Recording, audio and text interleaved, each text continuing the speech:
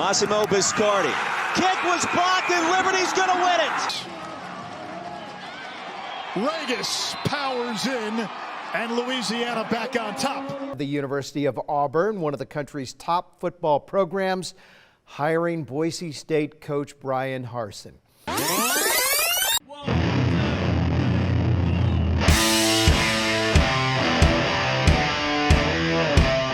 You are listening to The Review on the OSG Sports Podcasting Network.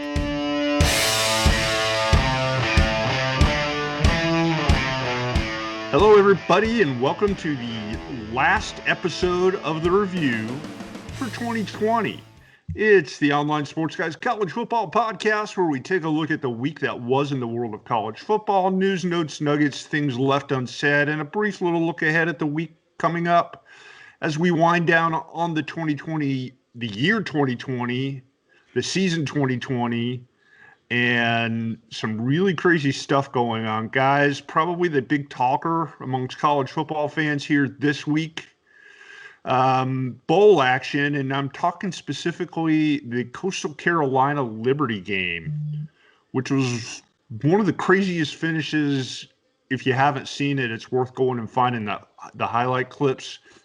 It was really weird. Good game, wasn't it? With his second straight bowl victory. Oh, but Kelly this time drifts into the end zone, lost the football. Let's put it this way.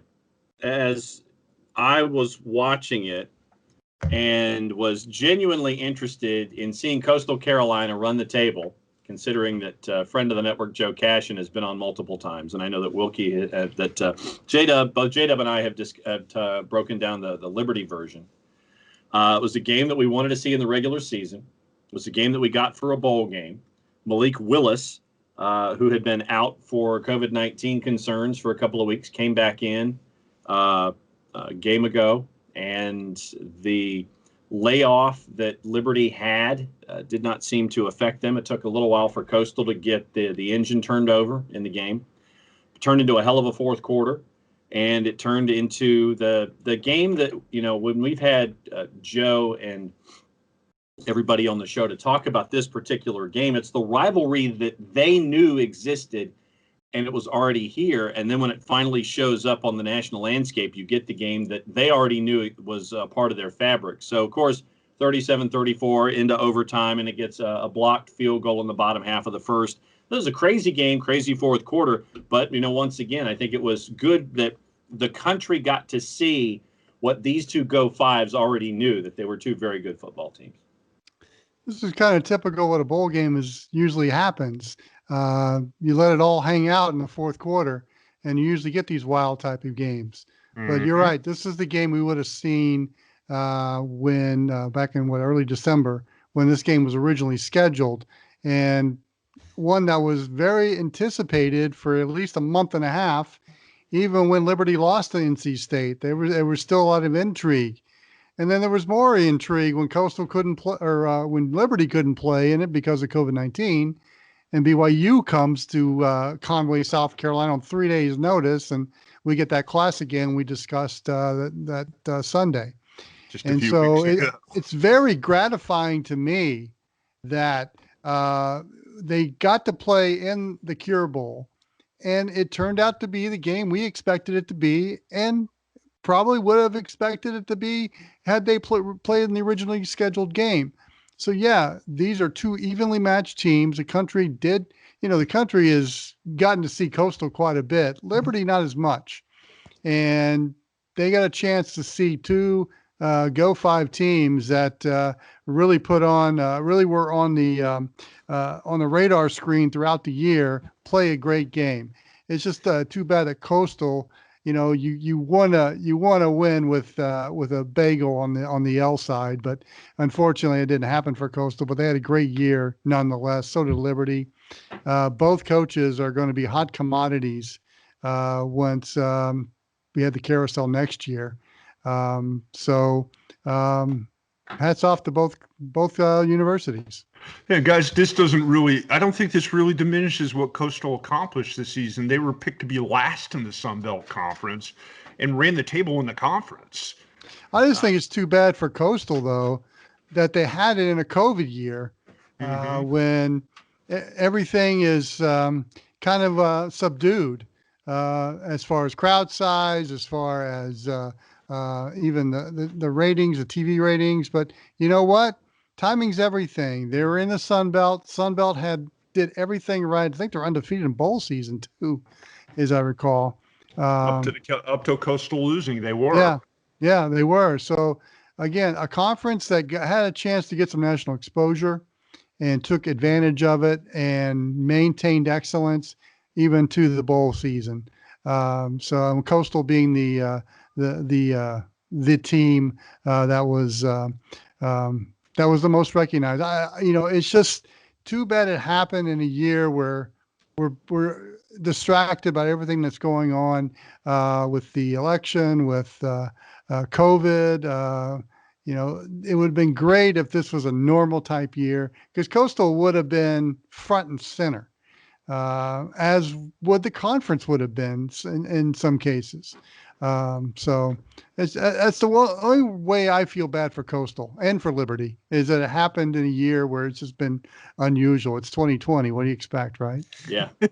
But John, the other team in the conference that was scheduled to play Coastal in the conference championship game, a game that got postponed again because of COVID, Louisiana, they got their bowl game yesterday too, and that was a pretty good matchup with Texas San Antonio, a little bit of a slobber knocker. A win against Iowa State to begin the season. The lone loss was to an undefeated Coastal Carolina team. All right, JR. Louisiana pulled off a nice win there, and it really, like Wilkie said, it speaks volumes to what the SunBelt accomplished this year, because they ran the table. Georgia Southern, my alma mater, played in a bowl game. They won. Georgia State won. So Georgia State won big yesterday. App State won. Yeah. So you have all this stuff right now the Fun Belt is leading in the Commissioner's Cup, right? To get the trophy for the best bowl run this year. I think so. So I think that we've trumpeted the SunBelt Conference because they had an opportunity to be seen on a national stage this year. They took advantage of it. And the fact that they've been able to get these wins, I think once again, it speaks volumes to what they were able to accomplish as a conference this year, where Georgia State puts 39 on Western Kentucky. Louisiana, finishes their season 10-1. And Billy Napier getting looked at by pretty much any Power Five that has a coaching vacancy. And I want to give a shout out to Texas San Antonio for finishing their season 7-5. They finished a 12-game schedule with a bowl game, and finished north of 500. So I want to give a shout out to the Roadrunners for what they were able to do this year at Texas San Antonio. Although they did come up short in the bowl game, took them a little while to get their engine game turned that over. They played without several players and their head coach. Yeah, so you look at what they were able to do, what Louisiana was able to do, State, Southern, all of these teams in the Sun Belt, and I think that it's great to see what we know about the college football footprint come to the fore on a national stage. And as much as as me particularly have harped on the bowl games and the largely meaningless part of it, for the teams that are in the Sun Belt and Conference USA and the Mountain West and some of the other conferences, this is their championship game. This is their big playoff game, whatever you want to call it, because it's the only opportunity they get. And I love to see the Sun Belt do what they did. Speaking of bowl games, we talked about the Commissioner's Trophy. I'm not so sure that the SEC is going to be competing for best bowl record this year, because they've had yet another team have to opt out of their bowl game, as Missouri has a virus spike, and their game against Iowa in the Music City Bowl in Nashville, that's now canceled. Yep. Between them bailing out and South Carolina, I still don't understand how a 2-8 South Carolina team, a 2-7 Mississippi State team, how do those teams even get bowl opportunities? It is the SEC contract with the bowls. It is a 3.5-hour block, and we all know about 3.5-hour blocks of programming that are tied to sponsors. and tied to conferences. Just think of it as another regular season game. Yeah. That's all it is, at a neutral site. There's no fans there. There's no atmosphere. Yeah. Probably no swag bag. So it's just another regular season game. Extra practices. One of the games, and I can't remember which one it is, they actually had PlayStation 5s for the players. Oh, man. Yeah, so the Best Buy gift bag thing that they do at all bowl games hasn't totally gone away. Oh, I got to figure out who that was. Good stuff. But also, we're talking about bowls. I want to give a shout out to Montgomery, Alabama, and the Central Alabama Sports Council for stepping up and filling in the spot for the Fenway Bowl and having 2 bowl games in one location, 2 days apart. And it's also reminiscent of what we got to see when we were growing up, where you had the bowl game on the 23rd. And then when we were growing up, we used to have the blue-gray game sponsored by Kelly Tires from Crampton Bowl in Montgomery, Alabama. And it was on ABC, and it was usually like a noon kickoff. And Jackaroot was on the sidelines, and he was there with the touch-tone phone where the kid had the touchdown, and they're using the phone line on the sideline, and he gets to talk to his mom on Christmas Day. So shout out to the city of Montgomery for stepping up and doing 2 bowl games with basically 3 days total to host 2 bowl games at Crampton Bowl. While we're here, we might as well go through. There's a bunch of news and notes going on this week in the world of college football. Some coaches getting hired in new places. Auburn has found themselves a new head football coach. They hire Bryan Harsin. Now formerly of Boise State, to be their head coach. Your thoughts on that, guys? Harsin's had a lot of success at Boise. Really continuing the tradition there of successful college football in the Mountain West. Is he an SEC fit to you? Either one of you? And see, Wilkie, this is where Phil tells us that this week we get to have our opinion, considering what we did last week, or that we did in the X last week. Yeah, you're right. I like the hire a lot. I'm glad they kind of went low key with it. Yeah. He's a guy that's had success as a head coach. Boise State, he maintained the excellence.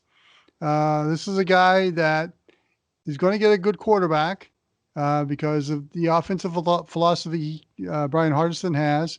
So quarterbacks are going to start looking toward Auburn because it's more of a drop back pass, some shotgun action, and they'll get noticed by NFL scouts. He's developed some NFL caliber quarterbacks at Boise. And can his system work with the athlete that he's going to get at Auburn? I'm interested to see what an SEC level, at the SEC level, how his philosophy on offense translates. And I think it's going to translate well. This is a guy who's not stung by the Iron Bowl or has been influenced by the fan base, I guess. He's going in with a fresh slate, and he's kind of a different commodity that you would expect to go to Auburn. He's not a good old boy.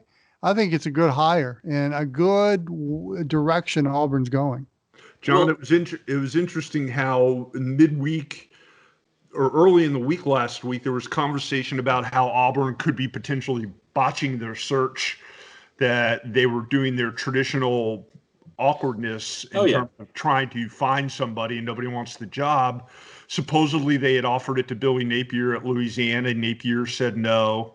A couple other people had been supposedly talked to about it. They had allegedly said no. And then Harsin comes out of left field. Well, yeah, and I think this takes a couple of different directions here. This one is on Alan Green and President Jay Googe. This is going outside the Southeastern Conference. This is going out of outside the Southeastern footprint to get a coach. Alan Green came from the University of Buffalo, so it's not using and you can bring in the black helicopters here if you want, all of the heavyweight boosters who wanted to have Kevin Steele as a part of the discussion, and they wanted to promote him because it was already there. This one is on Alan Green and President Jay Googe, because you've gone outside the envelope. And if this works, then you're going to have a lot of happy boosters about going to whatever that next level is that Gus Malzahn could not take them to consistently. If this does not work, this is on Alan Green, because once again, you've gone outside that network of Southeast schools and Southeast coaches and the network that's already there. You've gone outside. You brought in someone from the other side of the Mississippi River. So you could have, if this goes south quickly, you could have a lot of boosters who are less than happy. I mean, if there's not the instant result that they want, then they're probably going to go after the athletic director and the head coach here to go back to the search engines that they used before. We all know if they don't go 11-1 in 2 seasons that they're not going to be happy because Auburn operates. Right, but and the thing is that with Bryan Harsin coming in from Boise, there's no way that Dan Mullen, Kirby Smart, maybe even Jeremy Pruitt, Nick Saban, Jimbo Fisher, Ed Orgeron, Lane Kiffin, probably Sam Pittman and Mike Leach, that they're not going to be intimidated by having Bryan Harsin coming into the Southeast Conference because of where they already are. It's going to be a big ask for Bryan Harsin to win recruits and keep recruits here in the Southeast because of where he's coming from. There's not going to be any level of intimidation from the coaches that are already here. Oh, this guy from Boise. Oh no, let's run scared. We're definitely not going to be getting all these recruits. It's going to be a tough task for Harsin to keep the kids that are already there and on their way in, and to bring in kids. And can he flip kids from these other coaches? That's another aspect of this. Can he win the interview to bring in kids? Or is it going to be a tough slog for him to bring in athletes to Auburn because he's coming from the outside? But I kind of like the aspect of his West Coast connections, because the SEC is starting to resonate west of the Rocky Mountains, and it's the best league, and the Pac-12 is just dying. Yeah. And so there's a 5-star quarterback somewhere in Southern California and Arizona that Bryan Harsin's probably already talked to about a Boise State opportunity. And now he can bring that kid to Auburn. And I kind of like the aspect of bringing a player like that to a Deep South team who hasn't been influenced by the Southern football culture and how he would perform in the SEC. That to me is kind of the refreshing aspect of Bryan Harsin, bringing in maybe a different athlete from a different part of the country that wants to go up against the best, because we all know right now the Pac-12 is just not keeping those kids. No.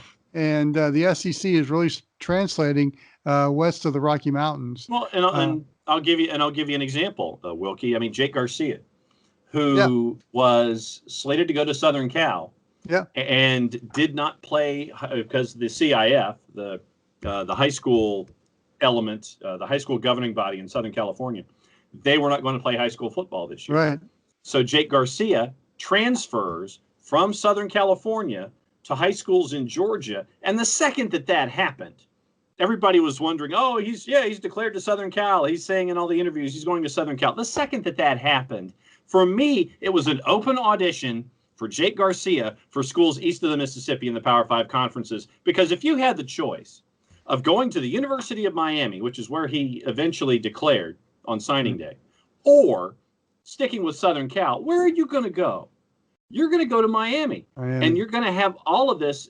I think you're going to have this Eastern exodus or Western exodus to folks to come here. And if Harsin can be that window, I think that's the play for Auburn in recruiting.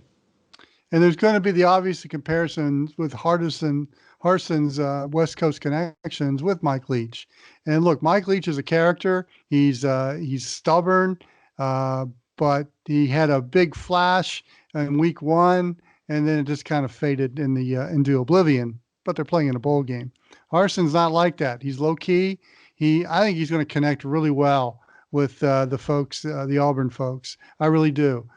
He's going to be different, but I think he's really going to connect with the Auburn fan base. And I know you're in the Auburn family, John, but I like it. I think it's a breath of fresh air in the SEC, and especially for Auburn.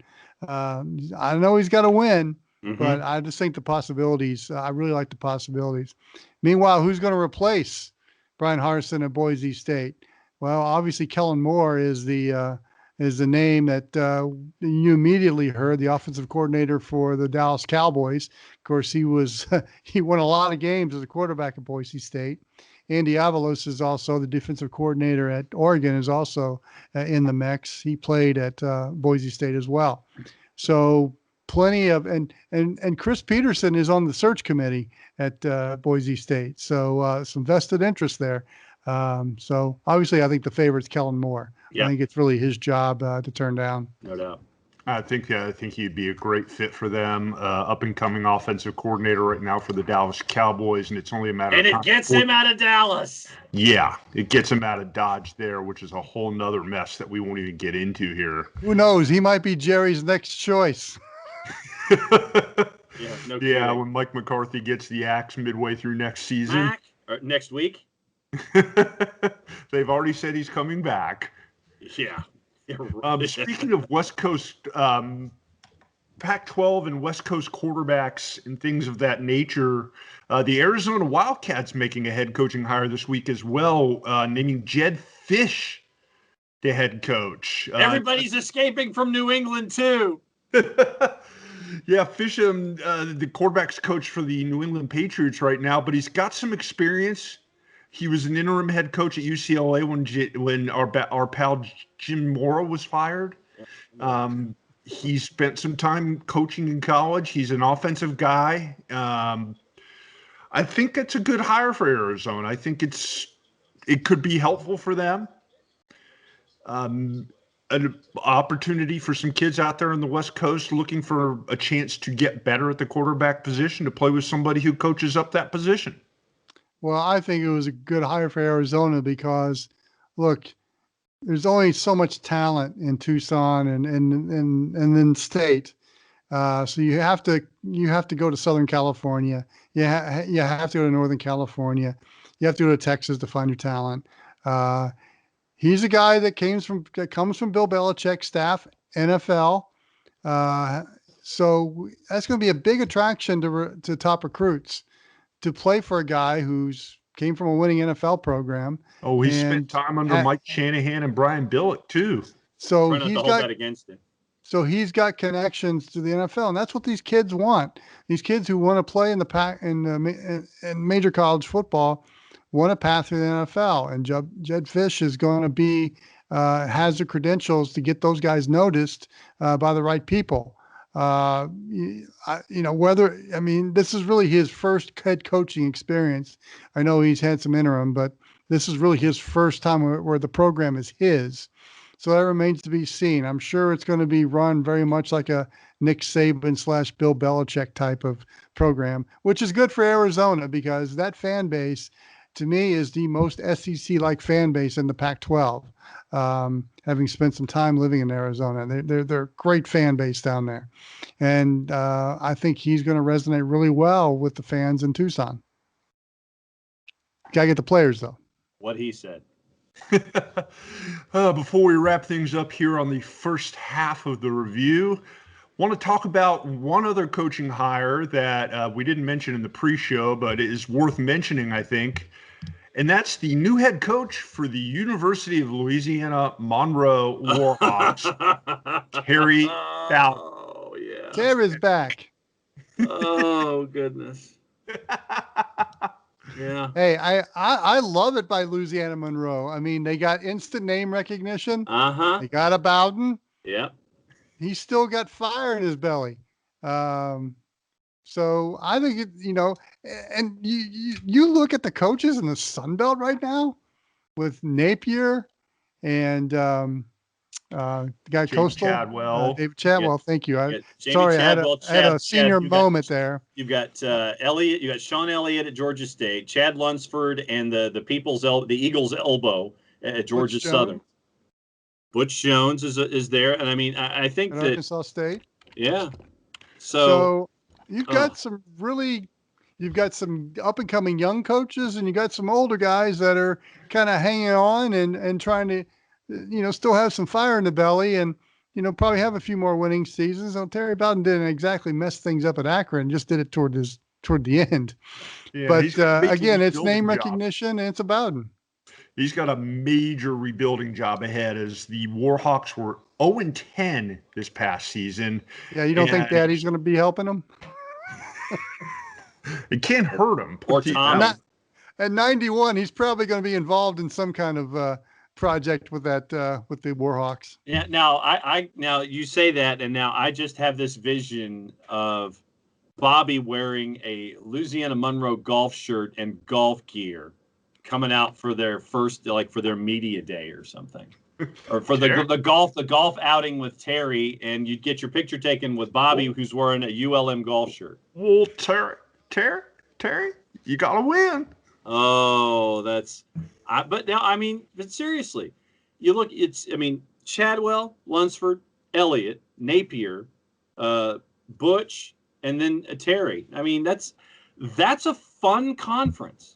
And now what that also does is that puts pressure on the other schools that are there to continue. Troy is obviously, Troy's got to hit their higher. Texas State, what do you do there? It's going to be interesting. And now it's like you're trying to keep up with everybody else, but there's a lot of fun coaches right now in the Fun Belt. Yeah, I mean, Appalachian State's a good opportunity, a good team as well. Yeah. I mean, you finish 10-3. You played 13 games. I mean, a lot of these teams, they played double-digit games. Everyone in the conference got a double-digit numbered schedule in. Coastal played 12. App State played 13. Southern played 13. State played 10. Troy played 11, as did Louisiana, South Alabama, and Arkansas State. Texas State played 12. Monroe played 10. So once again, they approached it the way that they thought was best. You got double-digit schedules for all of the teams in the conference, and you got instant recognition for Coastal and Louisiana this year. I'm just curious. You mentioned the alumni or a booster gathering for Louisiana Monroe. Will the Robertson family be there for that? And will Terry sport a beard? Ooh, that would be interesting at age 64 to see him doing that. Oh. But I wonder what Media Day is going to be like, and I wonder what golfing with the Bowdens is going to be like as a fundraiser. Oh, my God. Guys, what do you say we wrap it up here in the first half of the show? Because when we come back in the second half, we're going to take a look at this week's championship games. It's bowl game palooza time. And we've got some big-name players opting in and opting out of their seasons or their postseason. All that and more when we return with the second half of the review.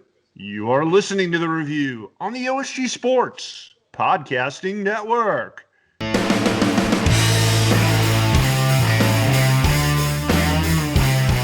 The OSG app is up and running on your Android or iPhone. Install the OSG app and listen to our podcast from college football, soccer, and lacrosse. What are you waiting for? Download the OSG app today. If you've been hurt in a car wreck, contact my friend Steve Apolinski of Apolinski & Associates. He's been representing individuals for over 30 years throughout Georgia and Alabama. Email him at steve@aa-legal.com or call him 24/7 at 404-377-9191. The initial consultation is free. We know that every driver is different, and a one-size policy does not fit all. That's why Country Financial offers a variety of discounts, so you get the coverage you need and the savings you deserve. From good driver to good student, multi-policy to multi-car, we've got a discount to suit every driver. Call Jason Wright at 678-568-6871 today to see what you could save. On Facebook at Jason Wright Agency, or by phone at 678-568-6871. Discounts vary by state. Policies issued by Country Mutual Insurance Company, Country Preferred Insurance Company, or Country Casualty Insurance Company, Bloomington, Illinois. Win more prizes, too, with Larry Kinney on Bowling for Dollars. Congratulations, you have made it to the second half of the show. You made it. You made it. This is the review. It's the OSG Sports College Football Weekend Review podcast, where we take a look at all the things going on in the great, wide, wonderful world of college football. And guys, we'd be remiss if we did not talk about what's coming up this week, and that's the college football New Year's Six and playoff games. Something you're looking forward to this week, or just want to get it over with? We kind of have an idea who's going to probably win the playoff 4 games. I don't know that anybody's beating Alabama or Clemson in the semifinals. I could be wrong. Well, I think that Clemson and Ohio State will be a lot closer than Alabama Notre Dame. I think that the 2 and the 3 will be the more fun of the 2, and that's why they put it in prime time. The Alabama Notre Dame game is going to be very similar to the ACC championship game. When you look at Mac Jones is pretty much on level with Trevor Lawrence. I think Clemson's going to blow out Ohio State as well. Oh, wow. I really do. Ohio State really only had one good half against Indiana and struggled throughout the game with Northwestern. And those are probably the 2 biggest games they've played in this year. So I go with who have they played, and when they have played in significant games, how well have they played? They've only played 6 games, and Clemson's played 11, and Alabama and Notre Dame have played 11. So I like the body of work of those 3 teams over what Ohio State does. And I think Clemson is just peaked. I mean, they are running on all cylinders, and you got Trevor Lawrence back there. I like Clemson by at least 3 touchdowns. Oh, wow. Yeah, I'm kind of with Wilkie on this one. I think this is a little bit of a mismatch. Ohio State struggled at times on defense, and Clemson is not the team you want to have some defensive issues against. Now with their weapons. I agree with him. I think this game's probably – it may not be the blowout that Alabama Notre Dame I think is going to be, but I don't know that Ohio State can run with Clemson. Yeah, the New Year's Day, it's not going to be very much fun watching those football games. Yeah. I think arguably for me, the best of the games that comprise the New Year's Six, Cincinnati and Georgia. But to be the man, you got to beat the man, and I'm saying – woo! Well, I agree with you there because Cincinnati is the great unknown. Yeah. Mm-hmm. And they have nothing to lose. And Georgia, I don't think anybody's opted out of that game. I haven't read of any. Yeah, I haven't heard anybody. They have had a few players opt out. Eric Rowe, their star junior cornerback, has bailed out. Ben Cleveland, one of their offensive linemen, and a couple other players have.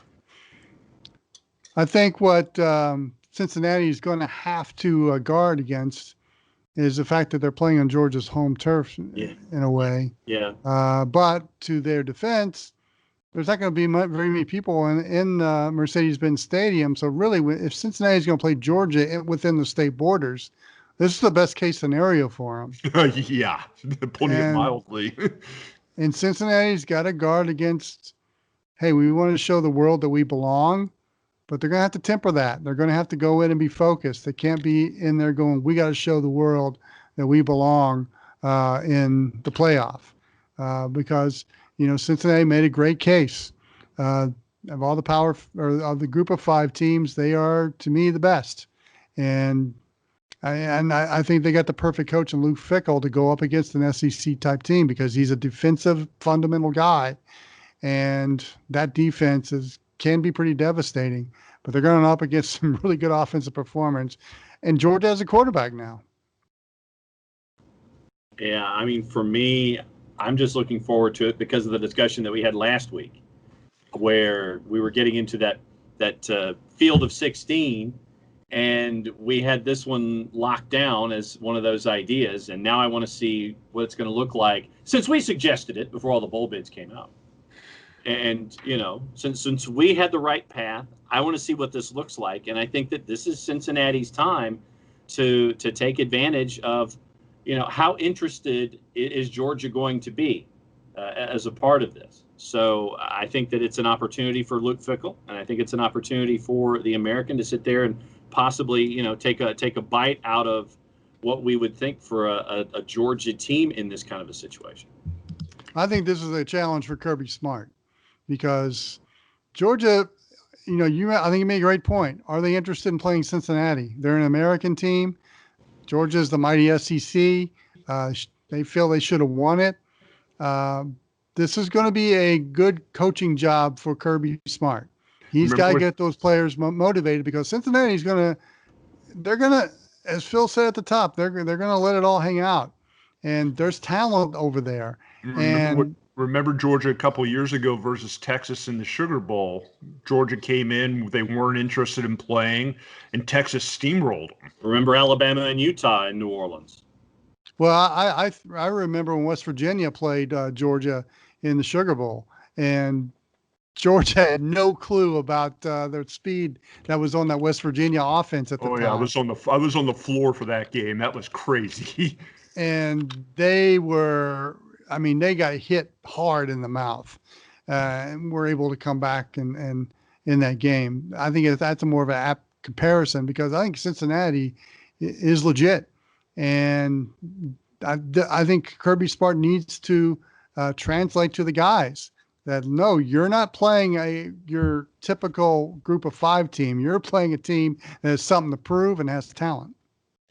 The other game that strikes me as interesting, and that's a game Wednesday night, Oklahoma versus Florida, first team to 75 wins. Yeah. Well, Oklahoma to me is they're playing their best football of the year right now. And had they started off this way, we'd be talking about them in the college football playoff rather than Ohio State or Notre Dame. Pick one. Spencer Rattler has calmed down.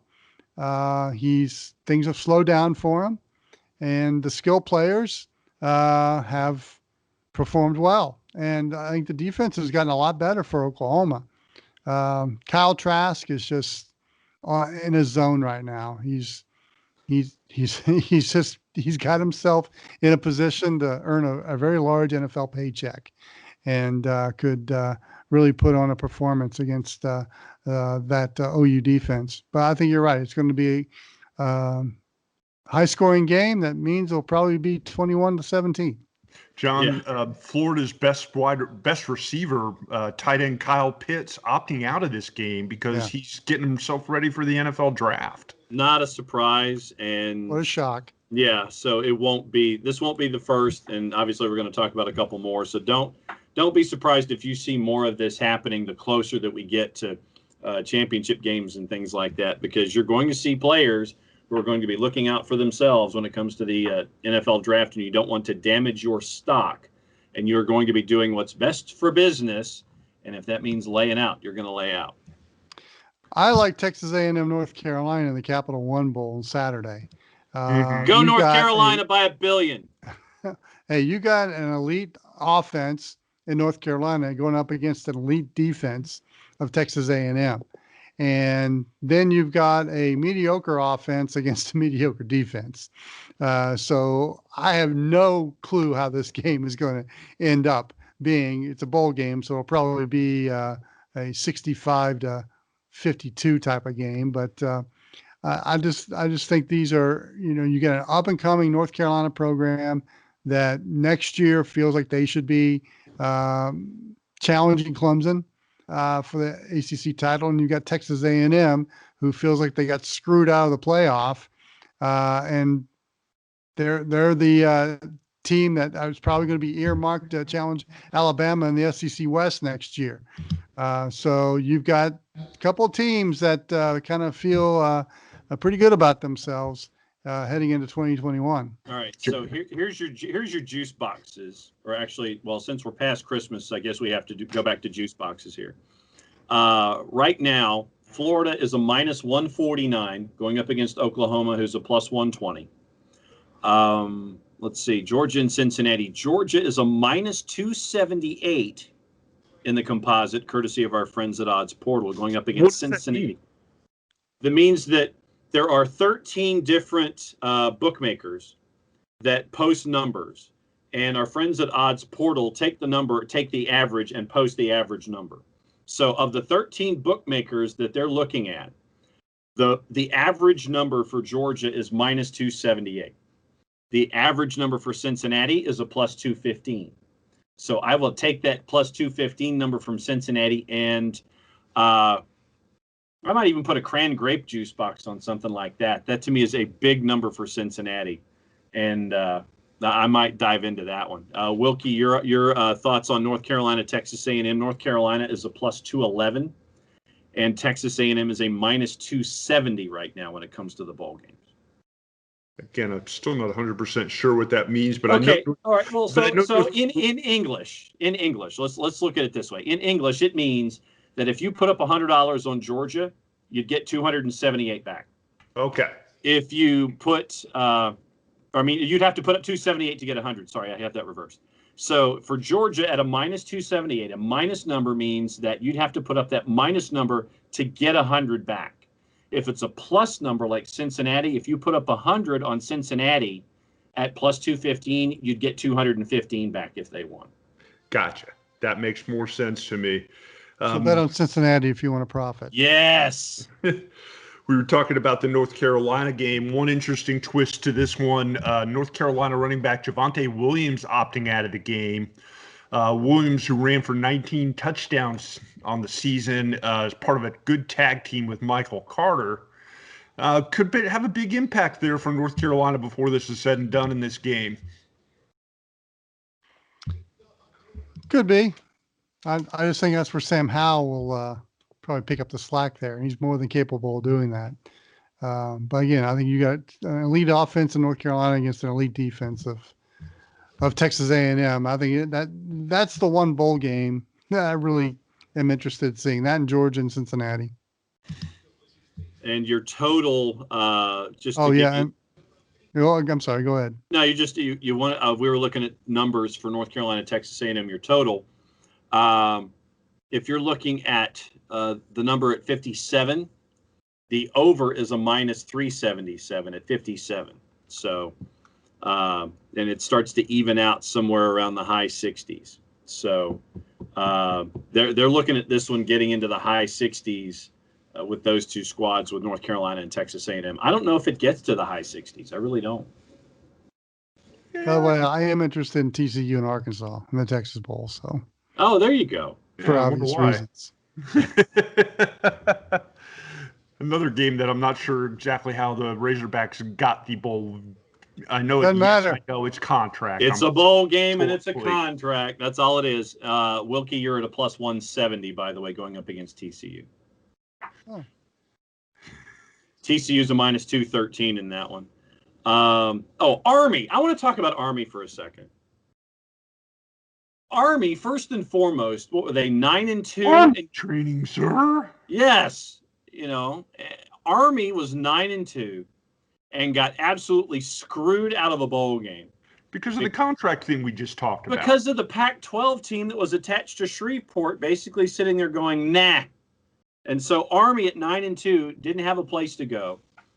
And then finally, a spot opens up, and then they get to go and play West Virginia.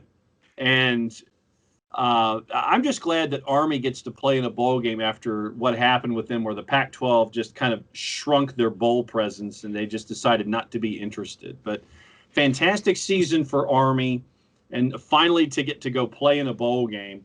I think it's the just dessert, the just ending that Army needed for a season like this.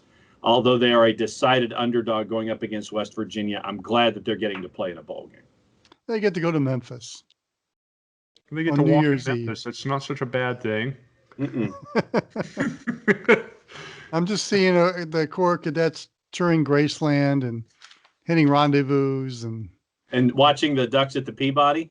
watching the Ducks at the Peabody and heading down to Beale Street, which might be off limits for the Corps cadets. Yeah. I guess there's not going to be any barbecue eating competition there. Oh, I know. That would have been so awesome. We were talking about the CFP and the Final Four. Here's your numbers, and let's play a little guessing game here. From the composite, from all of these overseas bookmakers, what do you think Alabama is? And yes, they are a decided favorite. Based on the numerical system that you just told me about, probably about 400. Minus 1250 for Alabama. Notre Dame is a plus 665. So basically, if you think Notre Dame was going to beat Alabama and you put 100 down, you'd get 665 in return. I ain't putting 100 down. No. Nor am I putting 100 down on Alabama. And here's your Clemson numbers. Clemson is a minus 312. Ohio State's a plus 238. I can see that. I still think Clemson's going to win easily. Yeah, so those are two games I'm not touching, and I can't wait to see what the Alabama-Clemson number is when that pops out. Alabama, Clemson 5. Mm-hmm. Yeah. This year's version before next year's version. Yes, that is true. Yeah. So Wilkie, you're a New Year's underdog, but understandably so. So who are we deciding for Coach of the Year? I know that Sam Pittman was a part of that discussion, but who's Coach of the Year for us? Is it Chadwell? I think so. You could argue Luke Fickell too. Yeah.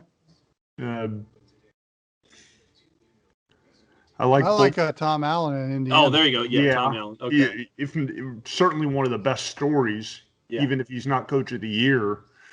Trying to think. I think we pretty much covered all three of them, didn't we? Yeah. And as much as I hate to say it, because John's going to cringe, but I think Hugh Freeze probably will get at least a mention. He'll get some votes. Sam Pittman will get some votes. But I think Tom Allen is the National Coach of the Year, taking Indiana right off the bat, off that win against Penn State. Yeah. And continuing the role, giving Ohio State the type of game they gave them, and probably should have been the Big Ten title game with the original rules that were applied by the Big Ten. But obviously that wasn't going to happen when you've got the Scarlet and Gray in your division, and you need as many folks to watch the game on TV to earn some revenue. So, and you got to put them in your conference team in the playoffs. So, go with Tom Allen. I mean, I think he deserves it. Much as I want to see Sam Pittman win it. Yeah. He didn't win enough games, but he'll get some votes. I mean, what he did at Arkansas. I mean, where they were last year to where they were this year, unreal. And the fact that they're playing with some urgency and some pride. Last year, none of those existed. Yeah.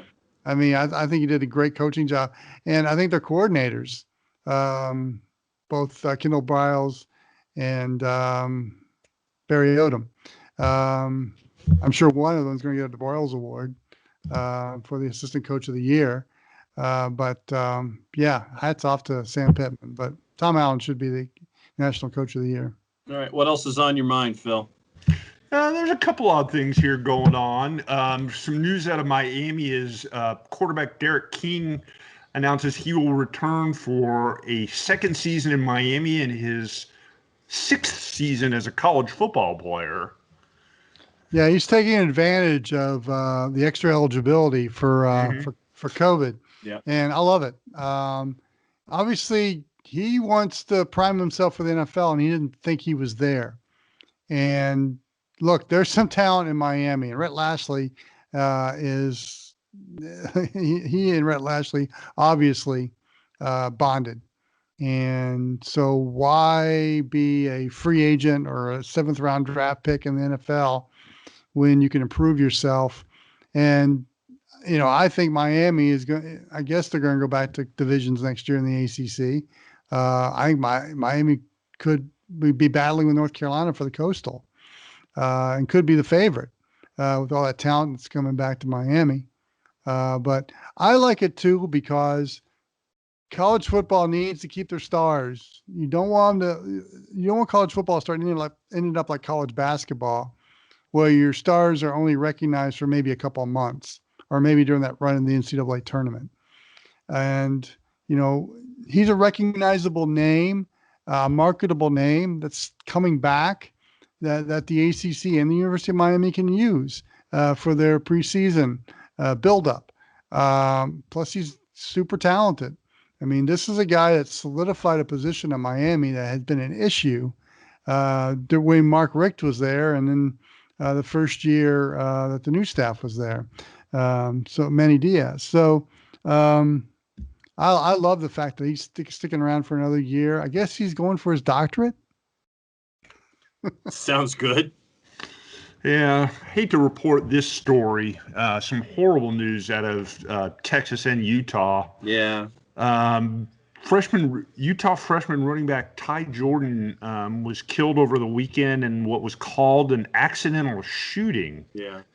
Apparently, according to Denton, Texas police, Denton, Texas being his hometown, he accidentally shot himself.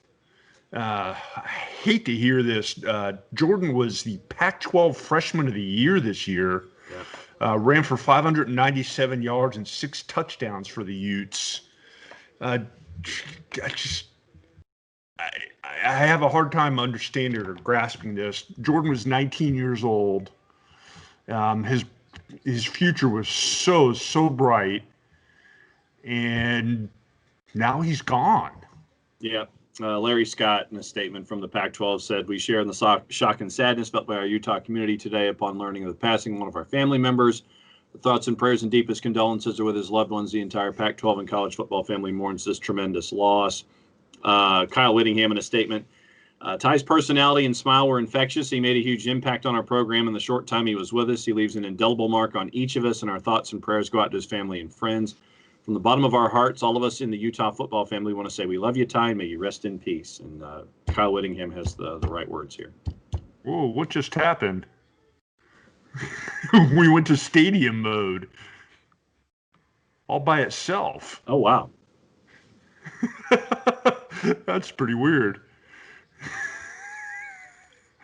I don't know if you can see it at home, but it looked really strange. Nope. On my home screen anyway. Nope. And I want to wrap things up with one last story here as we kind of get towards the end of the show. Yep. Some late news out of Michigan State, as former starting quarterback Rocky Lombardi announced on Friday that he was entering the transfer portal. And today, as we record this, he announced that he will be transferring to Northern Illinois. Going to the Big Ten to the MAC. Wow. Yeah. Okay. Lombardi, Sure. He got hurt December 5th against Ohio State. Was having an okay season. 8 touchdowns, 9 interceptions, and thrown for just over 1,000 yards. Still's going to have 2 years to play at Northern Illinois, who struggled this abridged season, going 0-6. Probably didn't see eye to eye with Mel Tucker. No, Mel Tucker. That's what I'm thinking. And yeah, I mean, that's going to happen. I mean, when you have free agency in college football now, this is what happens when you and your coach don't see eye to eye on your offensive philosophy. Of course, Mel Tucker was in his first year this past season with the Spartans, so no surprise there. He'll get a couple of years with the Huskies, and we'll see what he can do there. That's a program that's won quite a few MAC championships as of late, and always seems to get some good players. How Outside of that, guys, that's pretty much everything I got. You got anything here before we wrap it up at the end of the year? It's been a long, strange trip, to steal a movie quote. Yeah. As we've kind of navigated our way through 2020, when we didn't even know that at one point we weren't even sure we were going to actually have games to play. Yeah, to me, we didn't think we were going to have a season. Yeah. Back in June. And not only did we get a season, for the most part, we got a full season in the SEC, the ACC, and the Big 12. And all three of those commissioners should be saluted, especially Greg Sankey, who kind of spearheaded this.